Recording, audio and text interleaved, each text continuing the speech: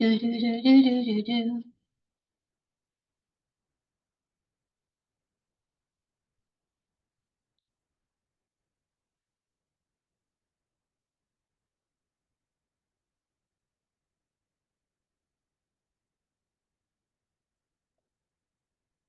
Just waiting for the time to get here. Just waiting.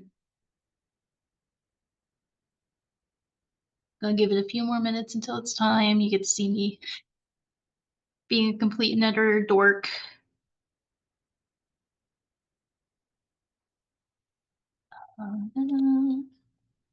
This is me playing around with things.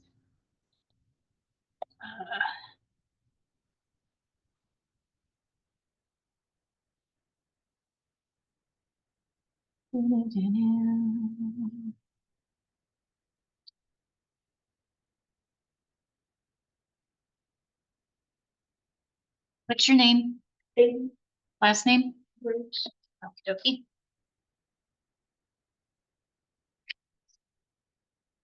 Just be aware that I am going to be doing a live stream. Okay. In fact, I am doing one right now. I'm just waiting for time to come in. Do do do. Do do do. Is the 1:30? Yep.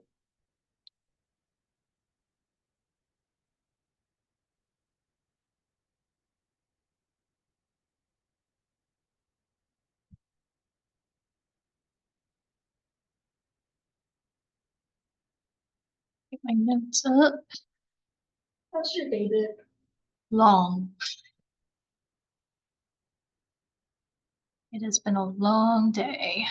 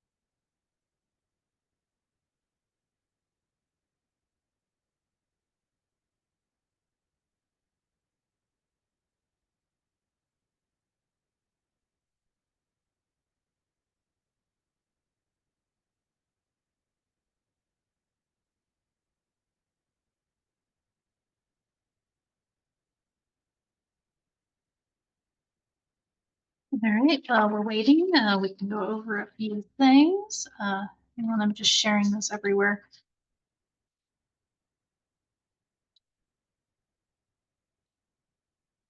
All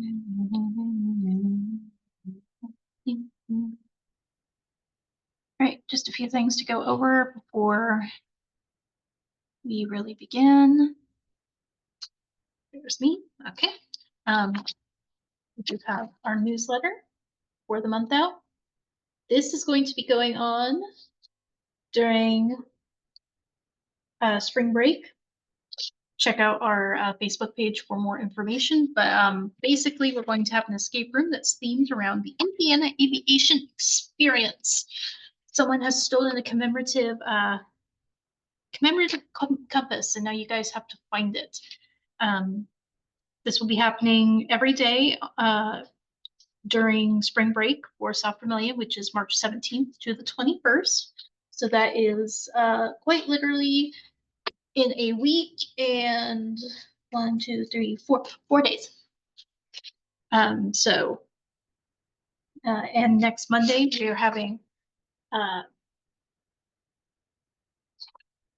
Judith from Ditzler's Orchard come and talk about what Ditzler is doing. And on the 15th, plant swap.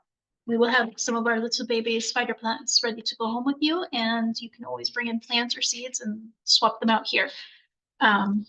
with other people's things, but we will have some spider plants to give away. We are encouraging people to bring plants that they may want to give away. If you're like me and you have a ton of mint buried somewhere, you can bring it in and give it to people so that they can know the joy.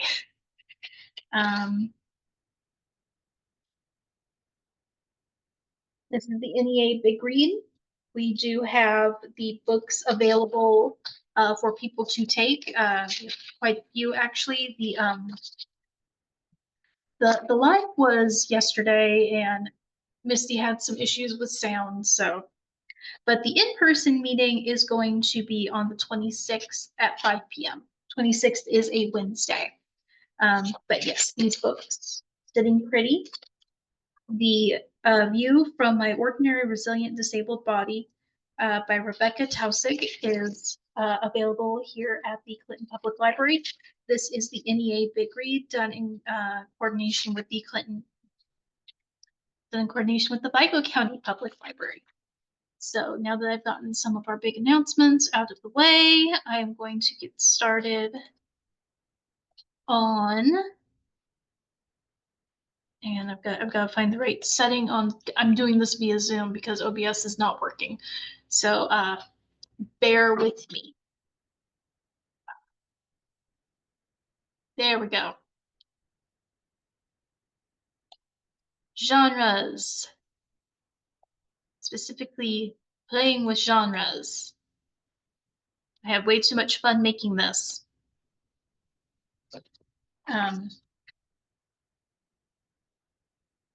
Read all the books. Next. So before we can even really start talking about genres, we need to define what a genre is. This is from dictionary.com. A class or category of artistic endeavor having a particular form, content, technique, or the like. Basically, it's a way of categorizing things. You have the genre of epic poetry or the genre of symphonic music, that kind of thing. You will find genres in music, in theater, in video games, and books, which is what we are mostly interested in right now. Then there's fine arts, paintings in which scenes of everyday life form the subject matter, a realistic style of painting. We aren't really interested in that one. Number 3 is genus, kind, sorts, and style, which we're mostly concerned with number 1 on this list. So what does that mean for writing? So when it comes to writing and you have a genre, that genre is going to tell the reader or the editor or the agent, if you tell them in your query letter that we talked about back in January, if you tell them, oh, it's a fantasy, so that right there is going to tell them basics of setting, basics of character, themes, some of the tropes you might see. Another, I'll put quotes around this because it's not really considered, someone considered a genre. I consider it more of an age level. That would be the reading age, i.e. middle grade fiction, young adult fiction, new adult fiction.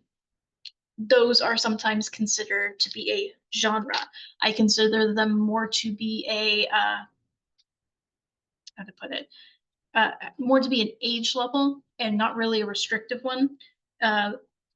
Some of the most popular books right now in our library in YA are getting read by adults. Some of our books that in some places are considered YA are actually in the adult section. Fourth Wing is an example that is actually in our adult section.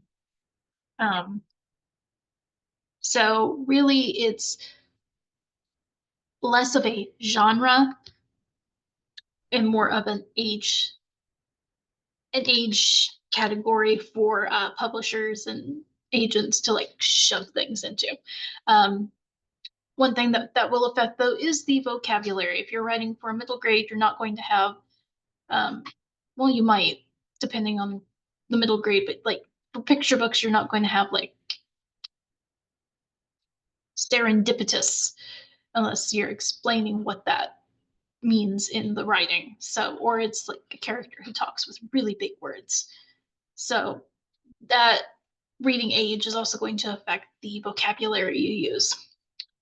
Next, cross-genre writing. This is one of my favorite parts because this is what I write personally. Um, it's something that fits in more than one genre. Could have at one time been one genre. For instance, you'll hear speculative fiction used a lot. That covers basically anything that's not contemporary literary fiction. So that covers sci-fi, fantasy, horror, alternate history, steampunk, etc. And those are now considered genres on their own. Um, some examples of cross-genre writing: The Stand by Stephen King, fantasy and western.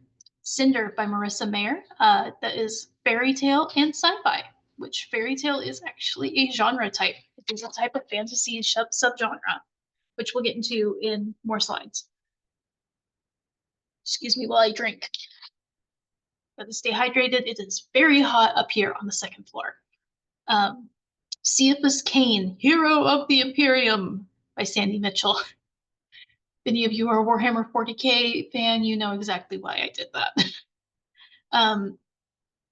Sci-fi, fantasy, and horror all kind of mixed into one. That is the Warhammer 40K universe.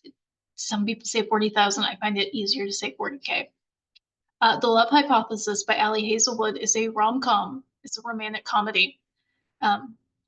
Why might you do this?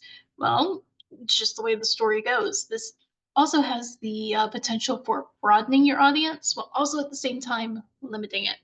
You have some people who just will not read certain genres. They will not touch a fantasy book, even if you paid them to. Or they won't read a romance, even if you paid them to. So it can be both something that can give you more of an audience while simultaneously alienating an audience. It's just how it falls.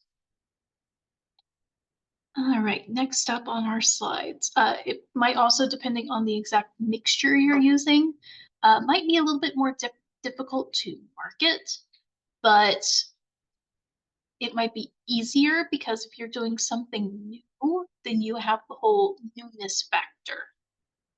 I mean, cozy fiction, it's only a recent really breakout since the pandemic, but it's gotten really popular recently. So the first few books that labeled themselves as cozy fiction or cozy fantasy, not cozy fiction, cozy fantasy, they're they had just like blazed their own trail, but they had a newness to them that was good for the time period. Subgenre, when your genre has a genre. So if a genre has been around for long enough, it's going to have subgenres. I just listed some here, some of my favorites. There is high fantasy, which is your like epic sword and sorcery, dragons, Lord of the Rings, uh, that kind of thing. Low fantasy is more considered. You might get something more like urban fantasy, which is the next one listed on here, but low fantasy is, let me get the exact.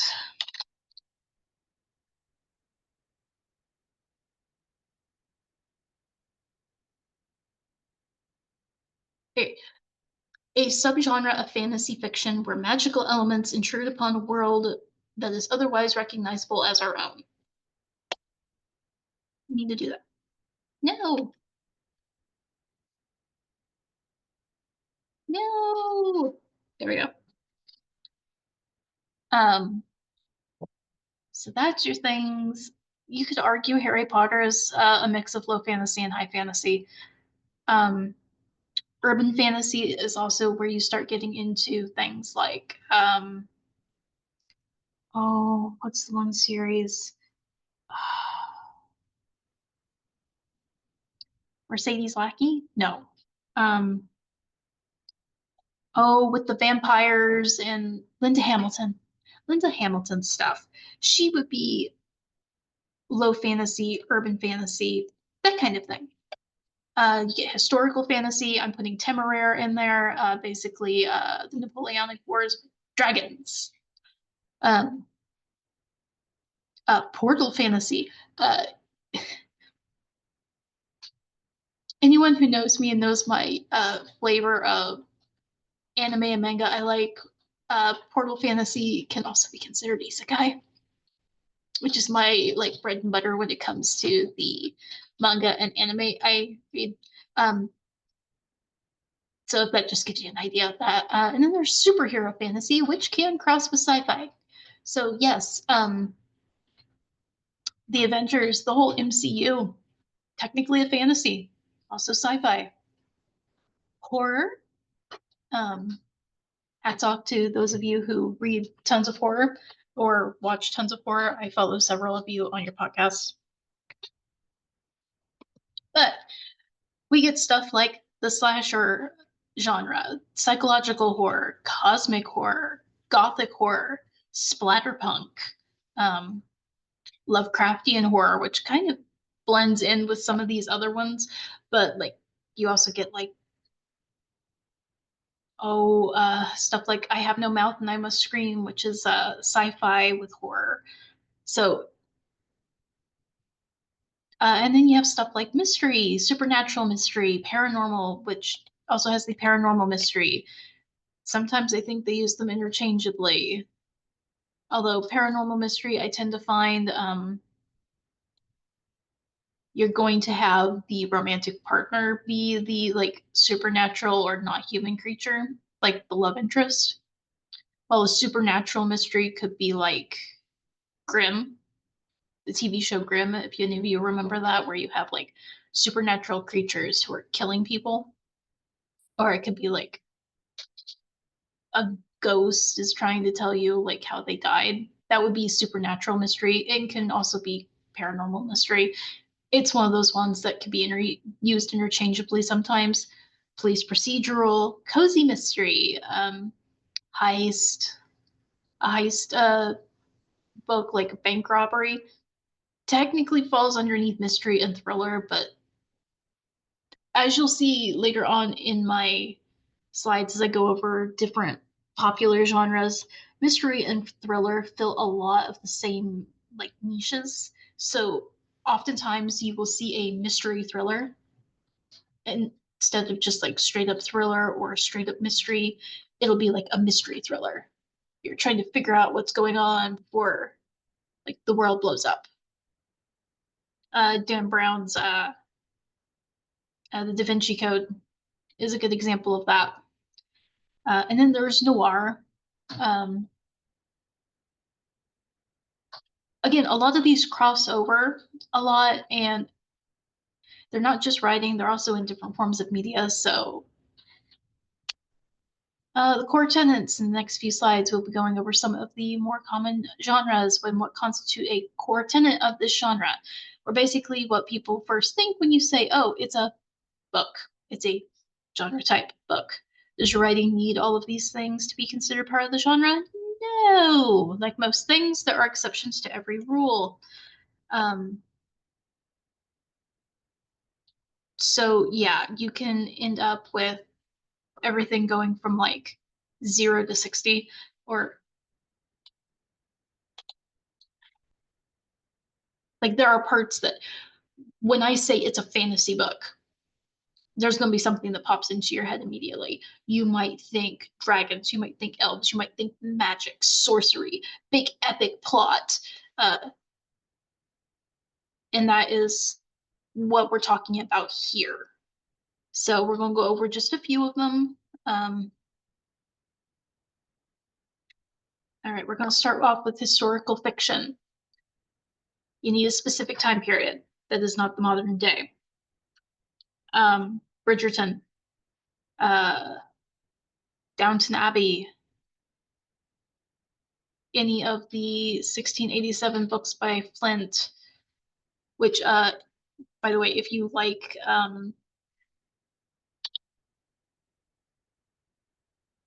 Um,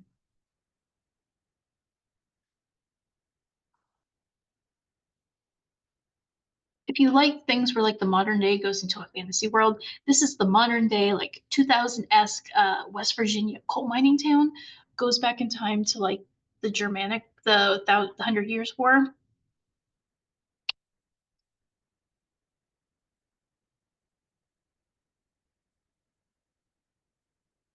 Uh, it's a series of novels. 1632, that's it. 1632 by Eric Flint and other writers.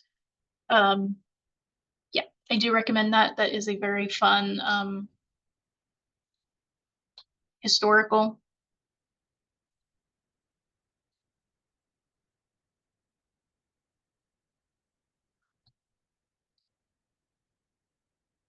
Sorry, I'm getting distracted by the things. Have to go back to it and find it. Um, it has a lot of history around the Germanic wars and some of the Russian stuff that was happening at the same period of time, as well as the Papal Wars that were going on in Italy with stuff like Borgia and the like, as well as introducing democracy early to these people to very feudalistic Europe.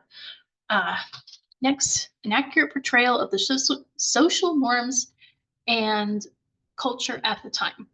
If you're going to be writing a um, historical fiction, you need to be able to accurately portray the stuff that was going on at the time, as well as have believable characters acting within those norms. Again, Bridgerton is very good at this. So is apparently Outlander, which I've never read. I'm not much for romance books myself. And historical events intertwined with the story while maintaining accuracy. Example I have here, The Silent Companions by Laura Purcell. Never read it. It was the first one that came up on the list when I was making these slides. I'd also put Outlander on here. Like I said, I've heard it's fairly accurate, but I'm not entirely certain about that. So don't quote me. All right, next one. Thriller. Suspense to keep the reader on the edge of the seat, a strong antagonist to work with, plot twists, and fast pacing. So think I'm going to use a movie example. Think oh, Olympus Has Fallen, or any of those book, or Die Hard. Think Die Hard.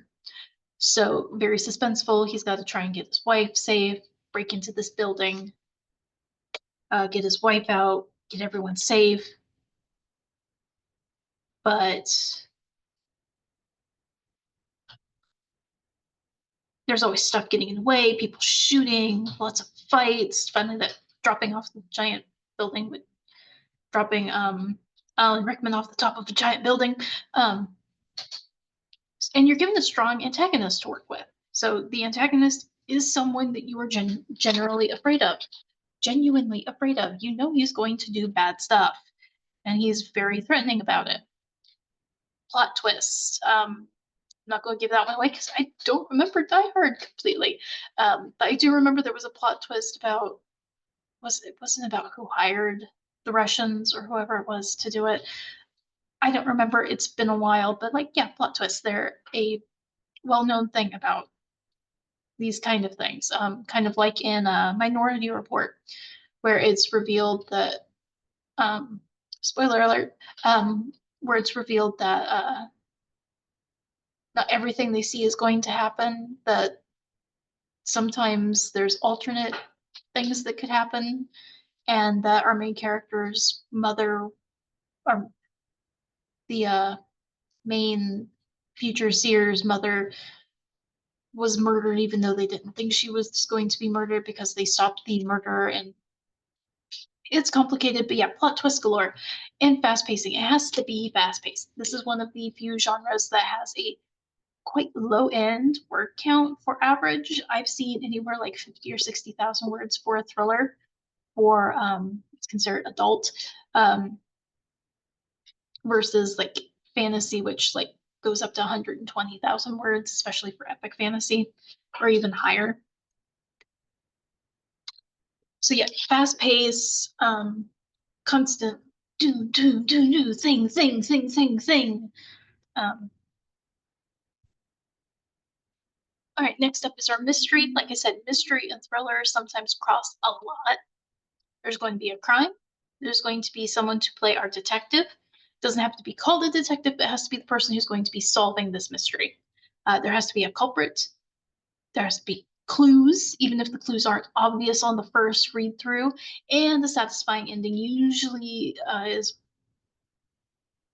defines a mystery book. The Hardy Boys, Nancy Drew, Sherlock Holmes. There's a crime, a detective somehow gets involved, they find clues that leads them to the culprit, and the culprit gets their just desserts. In general, that's going to be your mystery. You can see where that kind of meshes with the thriller if your culprit is like someone who's extremely dangerous or a mastermind antagonist or stuff like that. See why they mesh well. We'll come back to this in just a minute because of something I want to point out. Romance, the genre I know the least amount about because I do not read pure romances. If I read romance, it's always tagged on to a secondary, such as fantasy with romantic elements, or fantasy romance, or sci-fi romance. I don't read romance by itself. Apparently, according to the people who I've talked to who do read romance, there needs to be chemistry between the main characters, some sort of conflict, as in between the characters, or it can also be like the outside acting in on them. Again, this is not a genre that I am most familiar with. It is not my favorite genre. I'm going by what I've been told by other people. There has to be an emotional impact, i.e., you want these two to get together. There's no reason to keep on reading if you don't want these two people to get together. And a happy ending. There has to be a happy ending, or else it is not a romance, I've been told. Example here, Summer Romance by Annabelle Monaghan. Your guess is as good as mine when it comes to romance. I've written stuff that has romantic elements in it, but straight romance, not my cup of tea. Next, fantasy. This is my cup of tea. A clear conflict between a good and an evil, or basically there needs to be a good conflict between an A and a B. That's why the good and evil are in quotes. You can't get villain protagonist very easily in this genre. You're going to have some form of magic or magical/mythical beings. For example, Percy Jackson series. It is a fantasy. It's more of a low fantasy series, actually. Now that I'm thinking about it, that would be considered a low fantasy series. You're going to have stuff like intricate world building. How does this world having magic affect things politically, socially, economically? That's going to change everything. This is where you get into your heroic archetypes very heavily, hero's journey and stuff like that. But above all, it is internally consistent. If you say Magic A can do Magic A thing, then Magic A thing should just be Magic A's thing throughout the whole thing. If you say people cannot be resurrected from the dead, then unless that is a plot point that one of the characters has figured out how to, let's say, bring people back from the dead, and now they're being hunted for it, that could be a plot point. But even then, it's a plot point because it's not supposed to be able to be something that's done and they are breaking the mold. So that's internally consistent that they broke the mold. And example, Fourth Wing by Rebecca Yarros. It has dragons, it's probably a fantasy.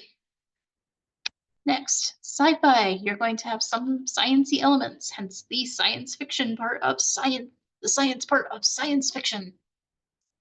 You get a lot of speculative tech. I mean, what is a cell phone that we have today but a Star Trek communication device? I mean, I think we even have Like we don't have lightsabers, but lasers. We have lasers. Spaceships. We have we have spaceships, not starships, but still that kind of speculative tech, things that could happen. 10,000 Leagues Under the Sea, there had never been a submarine before, and yet Jules Verne describes a submarine in, was it 20,000 Leagues Under the Sea or 10,000 Leagues Under the Sea? It hadn't been something that had been thought up, but we have now. So it's kind of like speculative tech, things that we can see science reaching that happening and that becoming and happening. Social commentary, when it comes to science fiction, there is a heavy trend towards social commentary. Star Trek, looking at you, you paved the way. A lot of Star Trek, the original series, episodes are actually heavy social commentary on things that were going on in the time period. So sci-fi might be taking place in the future, but it is also a commentary on the things going on in the present. And this is generally the one where you're going to see the exploration of space or other dimensions sometimes. Example, Scythe by Neal Shusterman is a sci-fi. They have gotten tech that makes people no longer die. So now there are these reapers who go and kill people when it is their time to actually die. And then there is commentary about like the nature of death, and I suggest reading it. Neal Shusterman is also the guy who did The Uglies, where people, once they hit a certain age, they get plastic surgery and become made pretties. And there's some horror involved in that of when they get made into pretties, they're kind of brainwashed and become not smart. And then there's like the specials who stay really smart. It's hard to describe without like giving everything away. But yeah, that's like sci-fi and what I mean by social commentary. All right. I don't think I actually have anyone in the chat with me. No, I have one viewer, and that one viewer is probably me. There are other genres. For those of you who are watching after I post this up on, say, our YouTube or our Facebook page, can you think of any other like specific things found in specific genres that you don't find in other things? For example, I'm not expecting to see dragons in the sci-fi, unless of course they're mecha dragons. I'm not expecting to see magic in a mystery unless it's like to that setting. It is very rare to have a pure genre book or something that you could like not call it another genre or say, oh, it has elements of XYZ genre in it as well. So now we get on to the part where I was talking about with mysteries. Rule breaking.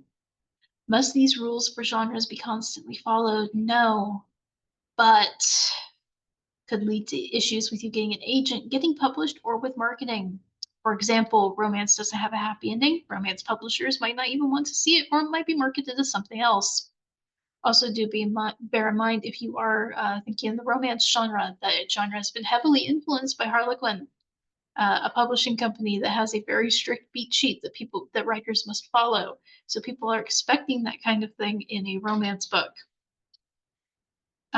Rule breaking can also result in more interest around a project. Example, the book In the Woods by Tana French violates a major rule of mysteries. The case goes unsolved. We do not know who did the thing that kicked off the whole story. I do believe it was a murder.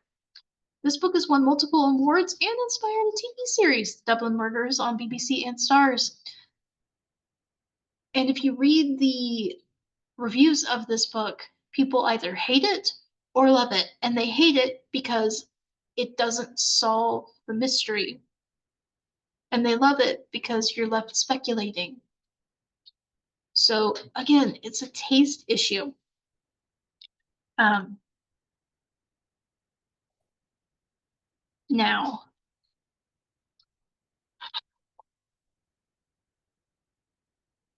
why do you need to know? Why do you need to know genres? Why do you need to know what genre you're writing in? Well, if you aren't planning on getting published, you don't need to know. You don't need to care. If you are planning on getting published, you need to be able to tell people what genre it is so they can have some expectations. You aren't going to be able to get a agent by telling them it's a romance and then surprise, it's a romantasy, a mixture of romance and fantasy, or a romantasy is how I always hear it get put, fantasy or a fantasy romance, or it's a sci-fi mystery and you have no mystery.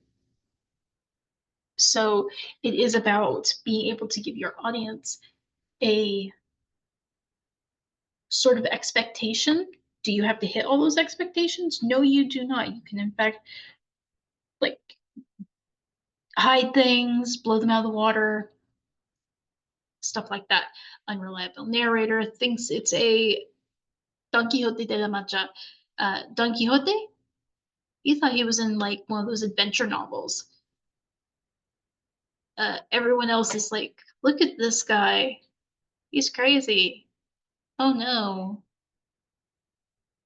So from their point of view, it would be more like contemporary. In his point of view, it's an adventure novel.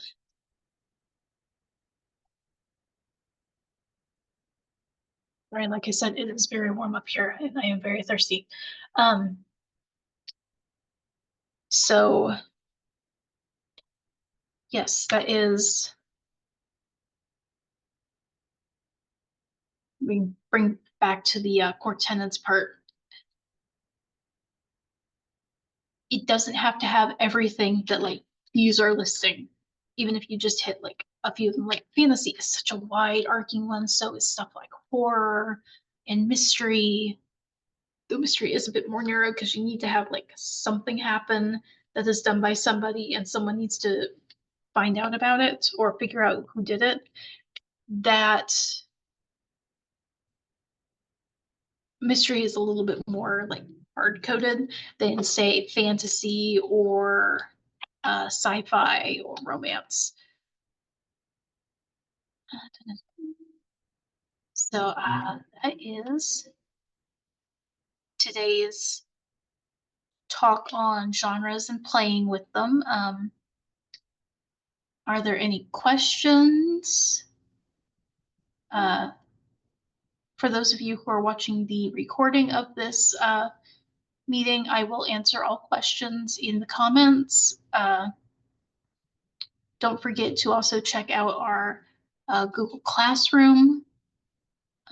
You can find a link to that actually on our Facebook page. And I think that is actually going to be it for tonight. Next month, we're going over collaborative storytelling. I'm also going to hit on things like fan fiction and fan works and uh, collaborative storytelling, multiple authors telling the same story, short story collections, anthologies, that kind of thing. So do try and get on our Google Classroom. We do share links to things that we find on there, such as writing contests or resource pages for writers. Uh, so yeah, that is going to be where we stop today. I hope you all enjoyed it and have a nice evening.